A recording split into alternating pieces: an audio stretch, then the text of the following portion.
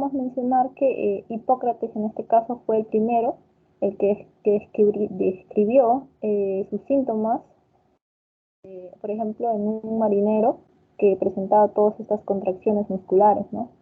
Él los describía como hipercontracción de los músculos esqueléticos. En el año 89, 1889, Kitasato Shibasaburo, él fue el primer médico y bacteriólogo japonés que cultivó el Clostridium tetani.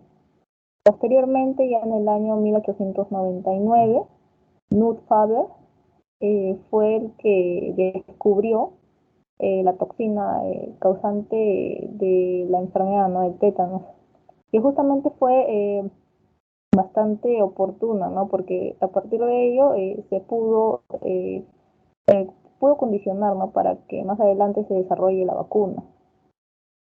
También entre el periodo de 1900 y 1902 hubo una cantidad de muertes bastante considerable, porque hubo una contaminación de la misma bacteria tetánica de una antitoxina, para una antitoxina de la difteria, ¿no?, que justamente se hacía mediante el suero sanguíneo de un caballo. Y en la Primera Guerra Mundial, entre 1914 a 1918, se llevó a cabo pues la primera inmunización pasiva y masivamente, que fue la primera vez, ¿no? Una inmunización con tanta cantidad de gente. Hablando de la definición, podríamos decir que esta es una enfermedad del sistema nervioso que va a estar causada por una bacteria que va a ser productora de toxinas, ¿no? Y esta enfermedad va a producir contracciones musculares, especialmente en la mandíbula y los músculos del cuello. El tétano también es conocido, se dice, como trismus, ¿no? Etiológicamente, el patógeno responsable de esta enfermedad es el Clostridium tetani, que es una bacteria gram positiva, formadora de esporas y anaerobia obligada, ¿no?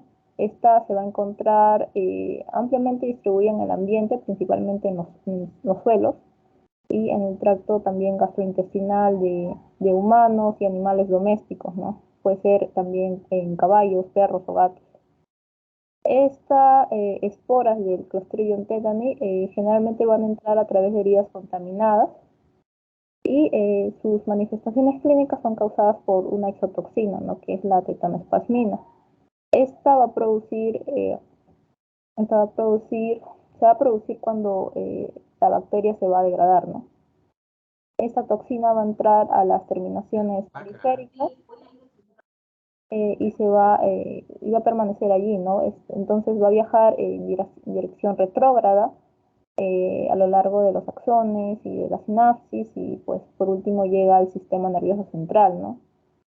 Haciendo que pues se bloquee la liberación de transmisores inhibidores en las terminaciones nerviosas, produciendo pues una estimulación muscular sin oposición por acetilcolina, y produciendo entonces una espasticidad tónica generalizada, ¿no? Podríamos decir que podría manifestarse incluso como convulsiones tónicas e intermitentes, ¿no? Como vemos en la figura, en la primera figura hay una herida libre, ¿no?, por donde ingresa justamente el microorganismo. En la segunda figura vemos que a partir de una solución de continuidad va a ingresar el microorganismo y una vez se produce la producción de la exotoxina, va a viajar por medio del transporte retrógrado hacia el soma, produciendo la inhibición de esos neurotransmisores, ¿no? Sí, ¿no? Epidemiológicamente, bueno, podríamos hablar de países ricos en recursos y de países que no son pues tan ricos en ello, ¿no? Esto aquí, debido pues a la vacunación de que es casi universal en los niños con este toxoide tetánico, aquí su incidencia ya es muy baja, ¿no?, ya ha disminuido. ya desde el año 1940. Durante el periodo del 2009 al 2017, los Centros para Enfermedades de los Estados Unidos, el Control y Prevención, informó que hubo 264 casos de tétanos donde pues el 23%, es decir, 70 personas, fueron mayores de 65 años, ¿no? Y solo 36 personas, es decir, el 13%, fueron menores de 20. eh, de entre esas personas, bueno, y los otros grupos, ¿no?, que pertenecían fuera de ello, ¿no?, de mayores de 20, menores de 65 años. De estas personas afectadas, el 12% tenía diabetes mellitus y el 8% eran usuarios de drogas inyectables, ¿no? Esto es importante identificar porque además de ser un grupo, pues, que tenga factores de riesgo como enfermedades concomitantes o que tengan, por ejemplo, el uso de drogas inyectables, también es, es importante conocer porque podría de alguna forma orientarnos, ¿no? A ver, vamos a cambiar la siguiente. Bien. También el tétanos neonatal, se dice que en Estados Unidos también es raro, ¿no? Entre el 2009 y el 2017 se identificaron solamente 2 casos. La incidencia también anual en otros países también es muy baja. Y esto, pues, precisamente es debido a los programas de vacunación, ¿no? Por ejemplo, en Inglaterra y Gales, eh, su, solamente su tasa fue de 0.1 casos por millón de habitantes. Y en Italia se ha visto que hubo una incidencia anual disminuida de 0.5 en el año 1970 a 0.2 en el año 2017, ¿no?, por 100.000 habitantes. La tasa general de letalidad fue de 14.6 en un estudio de 48 casos europeos, ¿no? Es decir, se puede decir que también es considerable, ¿no? También en una encuesta serológica que se realizó también en Estados Unidos entre el año 88 y 94, el 72% de las personas tenían sus niveles protectores anticuerpos, ¿no? Entonces es importante que también ahí lo que es la vacunación, ¿no? A ver, vamos a cambiar. Bien, ahora tenemos a los países con recursos limitados. Aquí en países pues, subdesarrollados todavía el tétano sigue siendo endémico, ¿no? Y pues esto generalmente tienden a aumentar después de desastres naturales como terremotos o tsunamis, ¿no? Por ejemplo, en el 2016 se produjeron 48.000 de 48.000 a 80.000 muertes por tétanos en todo el mundo, aunque se desconoce la verdadera incidencia porque como no es una enfermedad de notificación obligatoria. La OMS, pues para el año 1995, ellos habían dicho que para esa fecha ya debería estar erradicada, ¿no? Debería estar eliminada esa enfermedad. Sin embargo, para el 2015 se notificó 34.000 muertes para esta enfermedad, ¿no?, para el tétanos neonatal. Y en el 2019 todavía hay 14 países que no han eliminado el tétanos neonatal ni materno. Este es el boletín informativo en el caso del Perú, que pues bueno, son los casos de incidencia acumuladas por 100.000 nacidos, por 1.000 nacidos vivos del tétanos neonatal.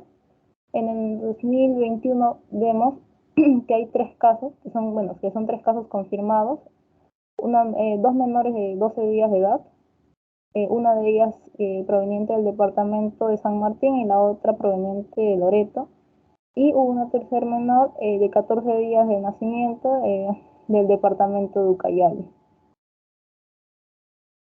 Y bueno, estos son los casos e incidencias acumuladas por 100.000 habitantes de tétanos entre el 2010 al 2021, ¿no?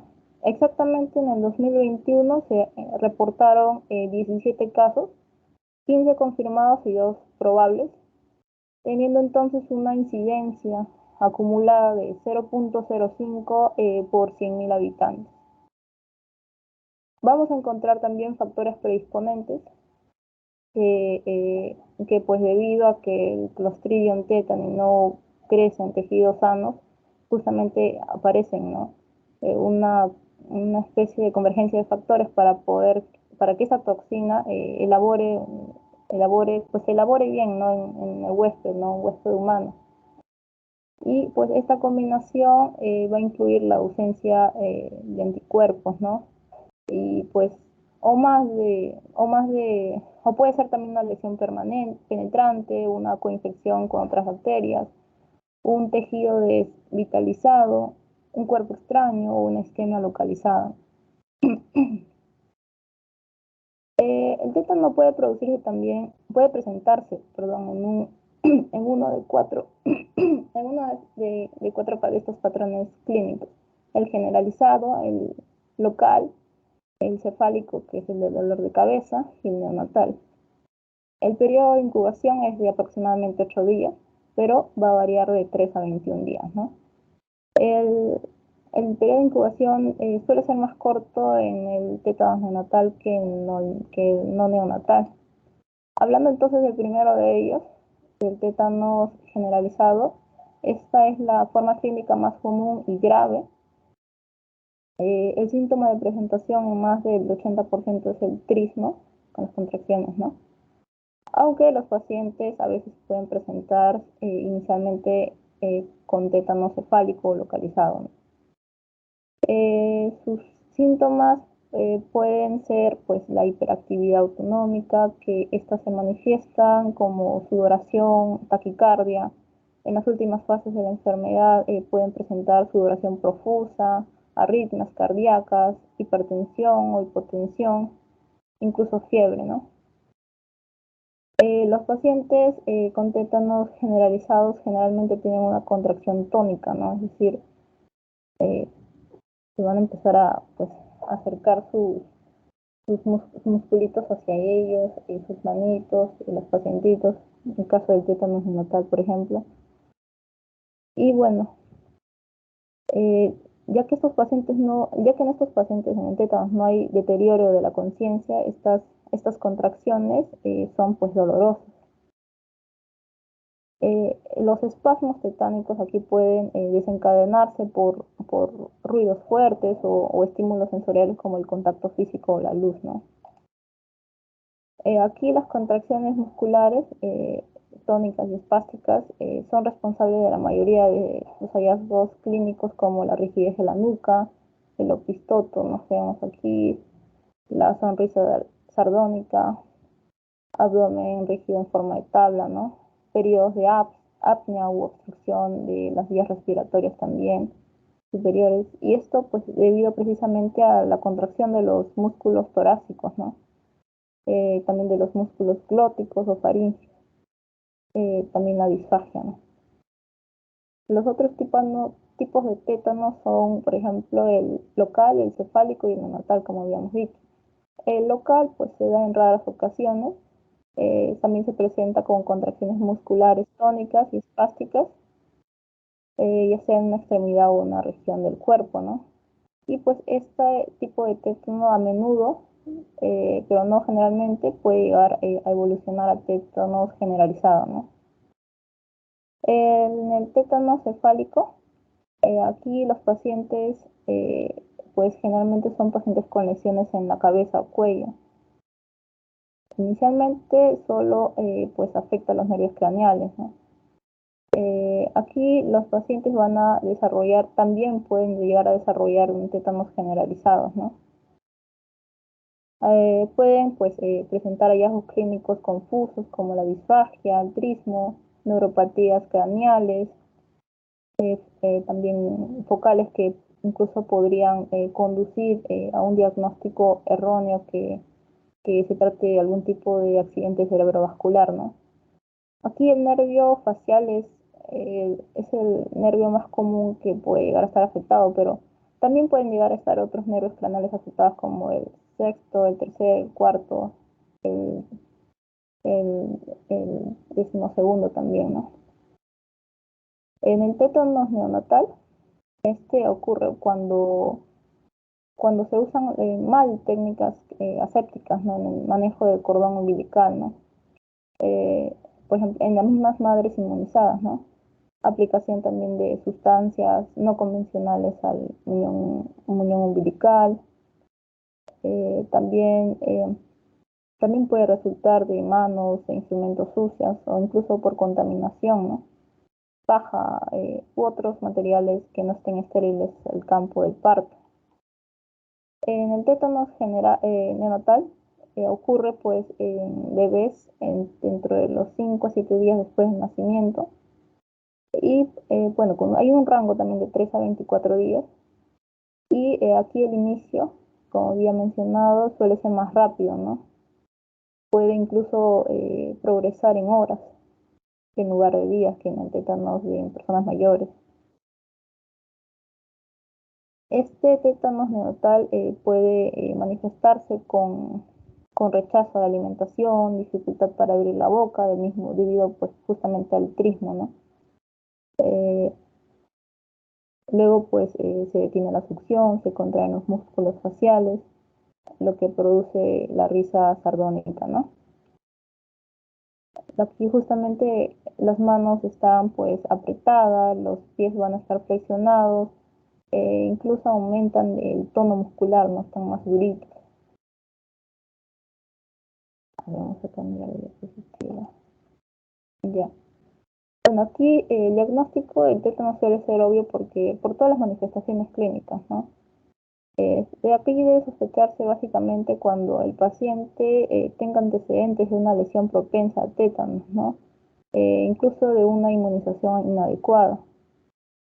Sin embargo, a veces esto se puede llegar a confundir con otros procesos como las distonías, que son inducidas por fármacos, como las fenotiacinas, que van a producir una desviación pronunciada de los ojos, movimiento de retorcimiento de la cabeza y del cuello, y la ausencia también de una contracción muscular tónica entre los espasmos, ¿no? Que por el contrario, el tétano no va a producir desviaciones oculares, los músculos sí se van a contraer entre los espasmos, ¿no? Finalmente, entonces, también la administración de un agente anticolinérgico como por ejemplo el mesilato de benztropina revierte pues los espasmos observados en el caso de las distonías inducidas por fármacos, ¿no? Y pues este tipo de terapia con el mesilato de benztropina no tiene ningún efecto en pacientes con tétano. El tratamiento de tétanos se realiza mejor obviamente con un especialista, ¿no?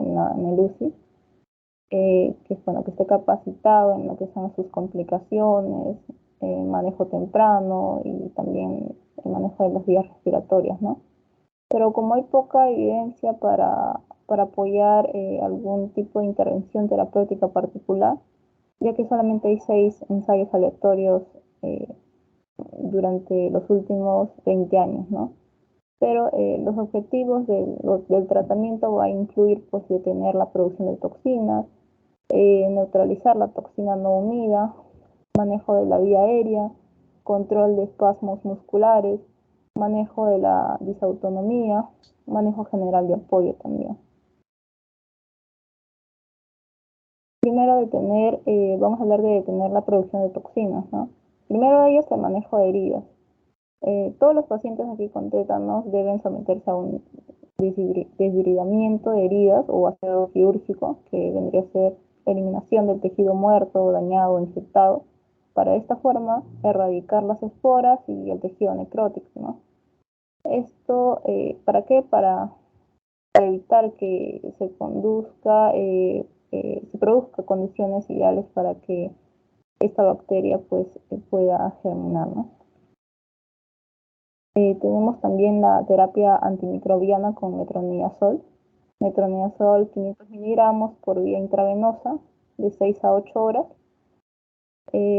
También la penicilina G de 2 a 4 millones de unidades vía intravenosa cada 4 a 6 horas. También es una alternativa. Y todos estos tratamientos más o menos deben durar de 7 a 10 días, ¿no?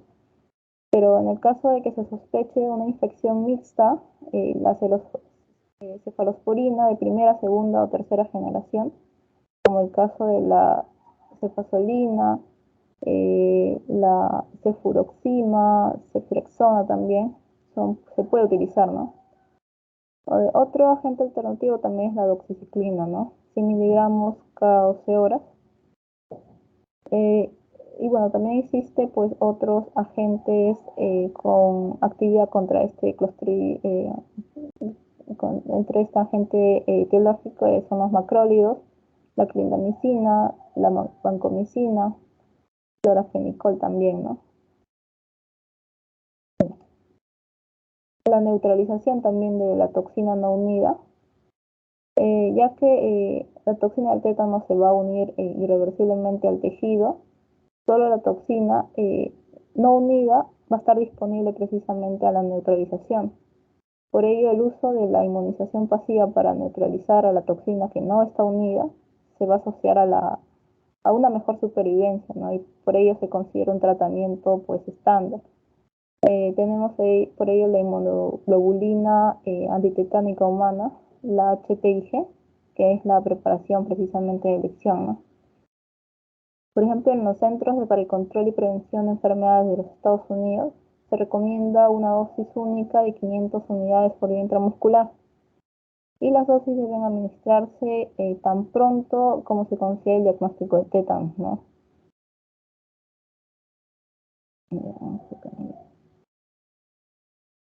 También tenemos tratamiento para el control de los espasmos musculares, ya que estos son pues, potencialmente mortales, ya que estos pueden causar insuficiencia respiratoria, provocar aspiración, incluso inducir el agotamiento generalizado del paciente, ¿no? Y para ello se pueden utilizar varios medicamentos para justamente controlar estos espasmos. Por ejemplo, antes se usaban, ¿no? Así clásicamente la atención de la colocación del paciente y el control de la luz o el ruido en la habitación del paciente, ¿no? Esto, pues, como dije, evita provocar espasmos musculares, ¿no? Tenemos también a las benzodiazepinas y otros sedantes. Eh, Aquí las benzodiazepinas se han usado tradicionalmente, ¿no? Y precisamente son eficaces para controlar la rigidez y los espasmos que pues, son asociados a esta enfermedad. Incluso pues también pueden proporcionar un efecto sedante, ¿no? Aquí el diazepam se ha utilizado con mayor frecuencia. Tiene una dosis pues en el adulto de 10 a 30 miligramos vía intravenosa y se repite ya cuando sea necesario cada hora o cada hora a 4 horas, ¿no? Pero cuando se utilizan a dosis altas por vía intravenosa este diazepam podría pues producir también una hiperosmolaridad, incluso acidosis metabólica, ¿no? Estas anomalías pues pueden acompañarse de una lesión renal aguda e incluso pues manifestarse o progresar a una insuficiencia orgánica multisistémica.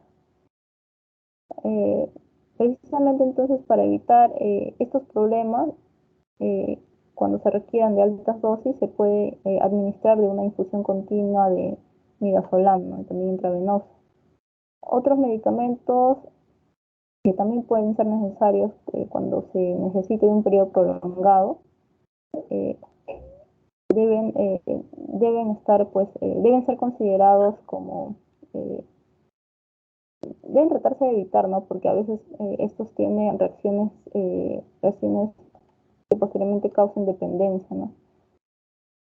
También la infusión también del anestésico del propofol controla los espasmos y la rigidez, pero su uso prolongado también se le ha asociado con acidosis láctica, hipertrigliceridemia, disfunción pancreática también.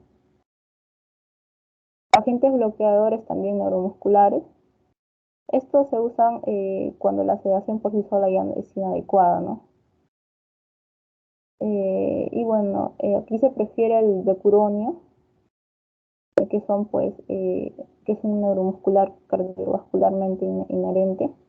También el pancuronio, que es un agente de acción prolongada, eh, pero, eh, pero puede llegar también a empeorar la inestabilidad autonómica porque pues, es un inhibidor de la recaptación de las catecolaminas.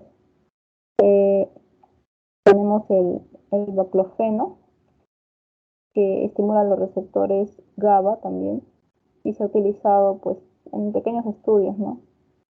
Se usa también a nivel intratecal 100.000 microgramos o mediante una infusión también intratecal continua. Tenemos el manejo de la disfunción autonómica. Aquí se han utilizado varios medicamentos para producir el bloqueo adrenérgico y de esta forma suprimir la hiperactividad autonómica, ¿no? Como el tratamiento con el sulfato de magnesio. Esto pues para ayudar a controlar los espasmos, ¿no? Este actúa como un bloqueador neuromuscular presináptico, bloqueando la liberación de las catecolaminas de los nervios, reduciendo la capacidad de la respuesta del receptor de las catecolaminas, ¿no? Incluso se dice que tiene una ventaja importante en cuanto al tratamiento de la eclampsia. Y tenemos también el manejo de las vías respiratorias y otras medidas de apoyo. Aquí la intubación endotraqueal aquí sí es justificada inicialmente, pero la traqueotomía suele estar indicada debido pues a la probabilidad de que la ventilación mecánica sea prolongada. Como la demanda de energía en el tétano es alta, es obligatorio pues un apoyo nutricional, ¿no? Se prefiere la alimentación enteral, colocación de sondas de gastrostomía endoscópica. También se puede usar un tratamiento profiláctico con sucralfato o bloqueadores de ácido para prevenir justamente hemorragias gastroesofágicas, ¿no? por ulceración por estrés. También tenemos la profilaxis del tromboembolismo con heparina. Fisioterapia también debe iniciarse después que hayan cesado los espasmos, ¿no? En cuanto a la profilaxis, aquí pues la vacunación, ¿no? Importante. Esta debe administrarse lo antes posible en realidad, después de que haya una herida, ¿no? Pero debe administrarse incluso a pacientes que se presenten tarde para recibir una atención médica. Ya que pues como habíamos mencionado al inicio, el periodo de incubación es variable, ¿no? En la mayoría de casos va a ocurrir dentro de los 8 días, pero como el periodo de incubación puede llegar a ser tan corto como 3 días o incluso llegar a ser tan largo como 21, ¿no? Eh, para los pacientes que han sido vacunados con el tétanos anteriormente, pero que no están al día, es probable también que haya poco beneficio al administrar la inmunoglobulina humana, ¿no? Contra el tétano a más de una semana después de la lesión, ¿no? Como vemos aquí en la tabla, pues en una herida limpia y menor, eh, limpia con el desbridamiento, tenemos que una persona que tiene menos de 3 dosis o desconoce cuántas dosis tiene, sí se le tiene que dar la vacuna que contiene el toxoide tetánico. Que tenga más de 3 dosis, solamente se le da la vacuna que contiene el toxoide tetánico si la última dosis se administró hace más o 10 años, más igual o igual a 10 años. Todas las demás heridas, pues sí necesitan, por ejemplo, si tiene menos de 3 dosis o que no se acuerda cuántas dosis tiene, sí se les tiene que dar, ya sea la vacuna, toxoide tetánico o la inmunoglobulina antitetánica humana. Y si tiene más de 3 dosis, más o igual de 3 dosis en otros tipos de heridas, solamente se le va a dar la vacuna que contiene el toxoide tetánico.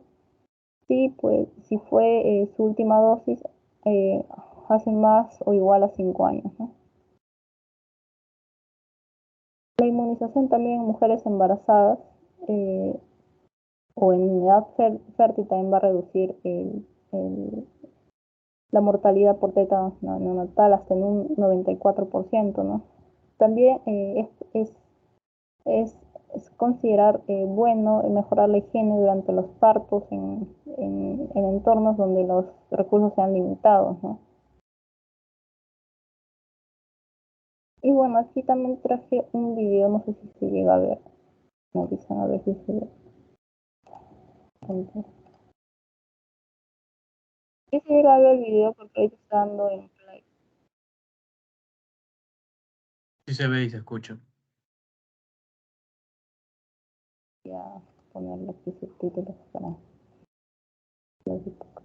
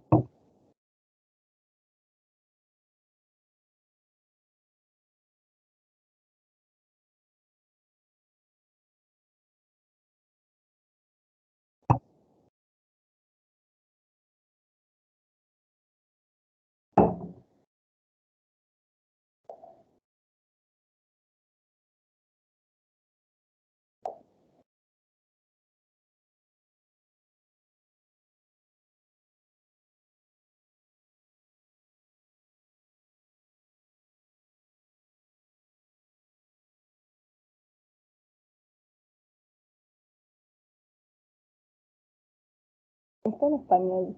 A ver, voy a cambiarlo mejor un poquito ya.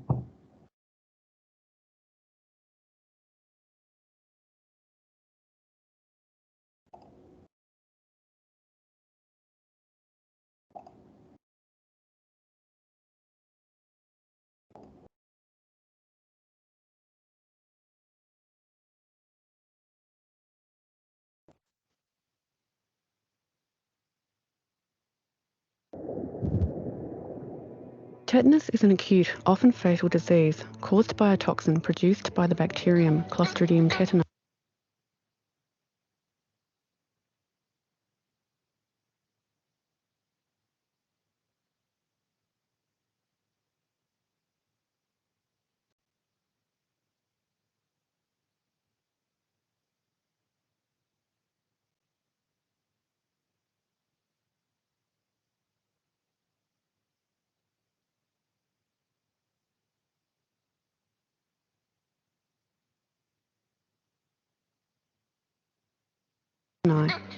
The toxin attacks the central nervous system, causing convulsive spasms of the muscles. Symptoms include lockjaw, stiffness of the lower limbs, and contraction of the neck and spine into an arch. These spasms are extremely painful and can cause bone fractures, tendon ruptures, and dislocations. Death often occurs due to respiratory failure or cardiac arrest. In newborns, the infection can enter via the umbilical stump in unhygienic conditions. Tetanus can also develop as a result of a deep puncture wound, as caused by stepping on a nail. It cannot be spread from person to person. Here we see the nail has entered deep into the muscle layer of the foot. The nail has introduced tetanus spores into the wound. Under conditions of low oxygen, as found in a deep puncture wound, the tetanus spores can germinate to produce living tetanus bacteria. Spores also release a toxin called tetanospasmin, which enters the bloodstream.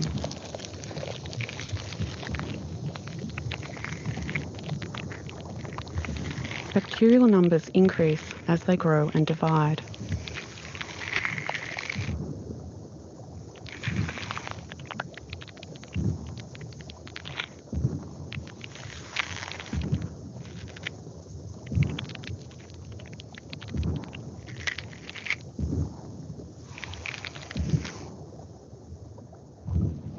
Some bacterial cells develop spores at one end. The bacteria lyse, releasing these spores and more tetanospasmin toxin. Bacteria without spores can also lyse to release toxin. The toxin enters the bloodstream.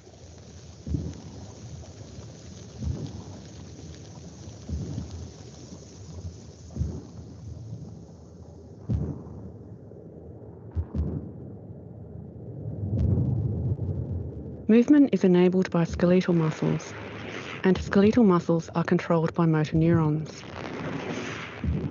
An electrical message is sent down the axon of a motor neuron and arrives at the terminal buds. Chemical neurotransmitters are released, which bind to the muscle fibres, causing them to contract.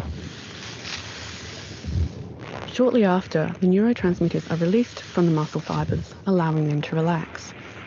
Repetition of this process tells the muscle fibres to contract and relax as required.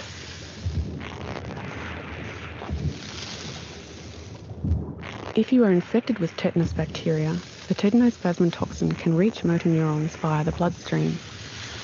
The toxin enters the motor neuron via the terminal buds.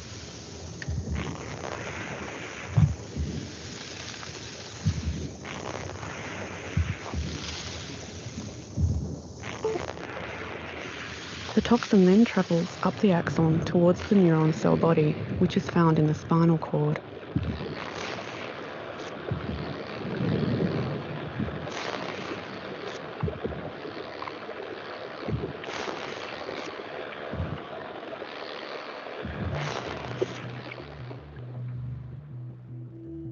After 2 to 14 days, the toxin reaches the motor neuron cell body in the spinal cord.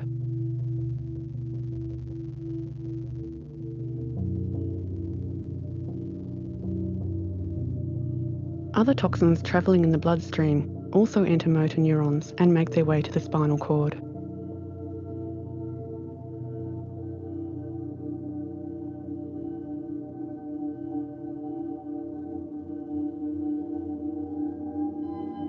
We will now zoom into the spinal cord tissue.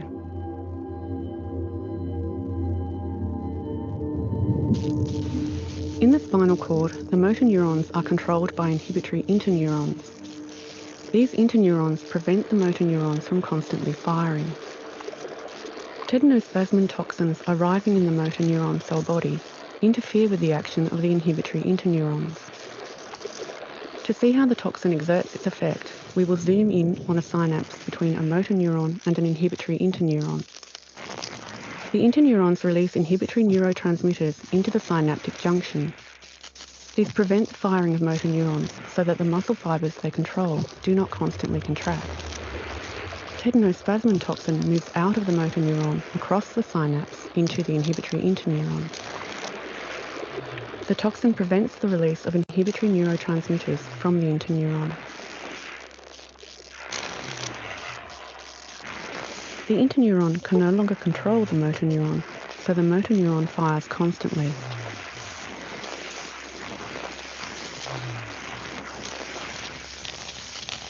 Here we see many motor neurons have lost their inhibitory control and are constantly firing.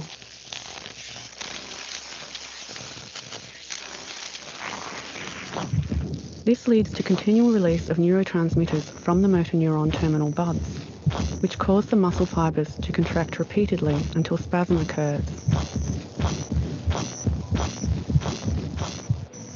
The end result is the severe muscle spasms typical of tetanus.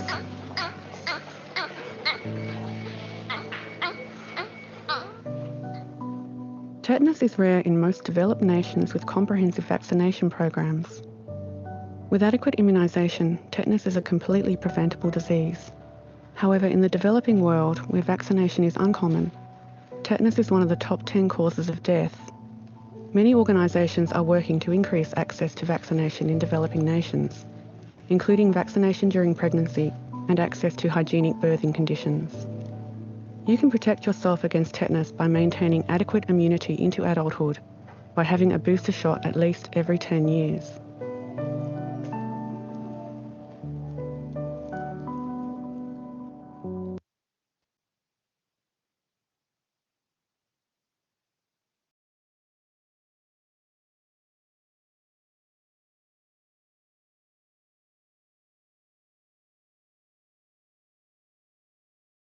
Ahora voy a compartir para hablar del caso clínico. Muy bien. Continúo abierto.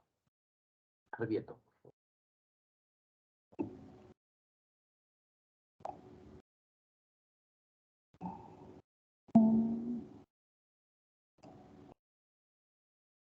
Ya. Bueno, ese artículo, que es un caso clínico también, es del año 2021, es de Colombia y tiene como autores a Guillermo González, Martín Arrieta, Catherine Claros y bueno, las que vemos también en la pantalla, ¿no? Tiene como nombre tétanos generalizado, una amenaza persistente, es el reporte de 3 casos y también revisión de la literatura, ¿no? Que justamente había tomado parte de ella para hablar de la fisiopatología en el diapositivo anterior.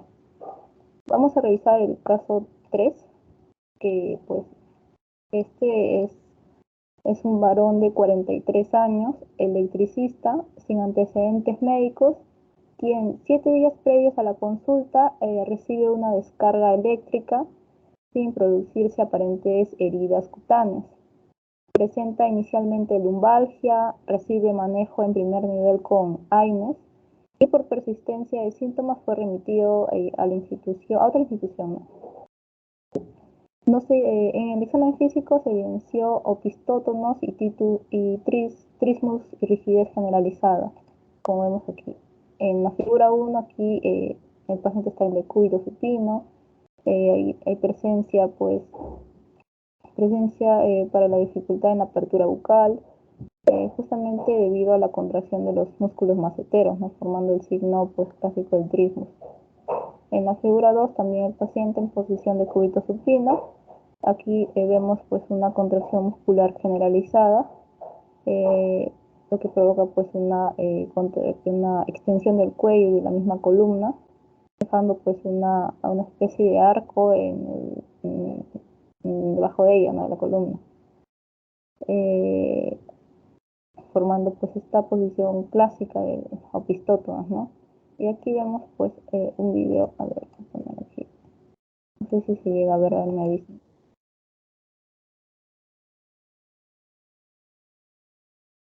Ese está el video, ¿no?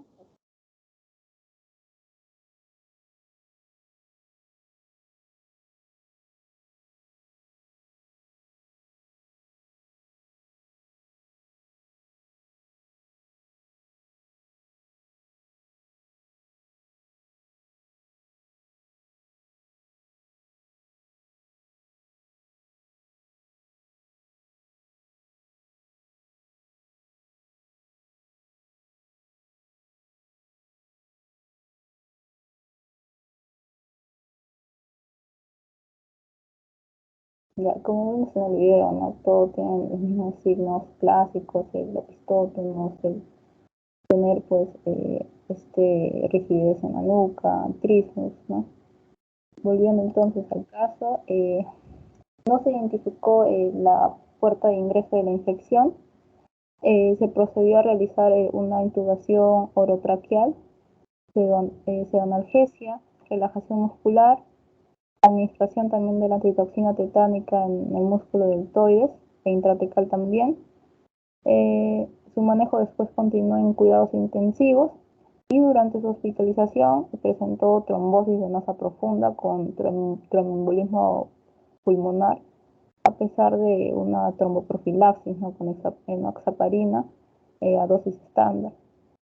Requirió también manejo para las disautonomías que fueron de difícil control con sulfato de magnesio, clonidina, labetalol y morfina, logrando sobrevivir, ¿no?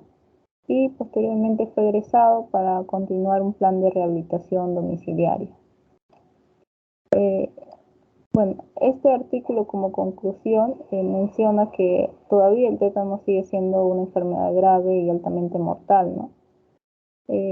Además de que carga importantes medios económicos, incluso una demanda de recursos a nivel hospitalario, ¿no? Y si bien la clínica característica es conocida, su misma baja frecuencia de presentación hoy en día hace que en ojos inexpertos sea un poco difícil identificar, ¿no? Tiene que tenerse en cuenta la evidencia de algún tipo de lesión cutánea, herida punzante o el uso de inyecciones también podría podría pues asociarse, ¿no?, a esto. Incluso pues presencia de rigidez muscular generalizada, dolor, incluso en manifestaciones disautonómicas, también deberían hacer sospecha a esta entidad, ¿no? Básicamente en ausencia de otro tipo de explicación, ¿no? Y finalmente, y esa es la bibliografía que pude sacar con toda la información de las presentaciones de las diapositivas y del caso clínico. Eso sería todo, doctor. Gracias.